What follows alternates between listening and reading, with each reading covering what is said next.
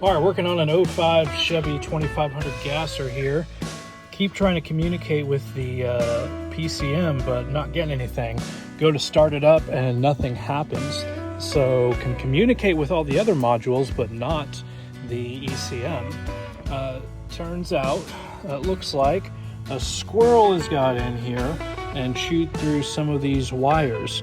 So I'm reconnecting these here. We're gonna test it out, see if it works and if this engine's gonna get running. So stay tuned, we'll see if it runs. Okay, splice job is done. Let's see if we can connect to this bad boy now. And there it is. We got a couple codes for mass airflow sensor, so that's a good sign. Let's see if it'll start up. Hey, there it is. Running good.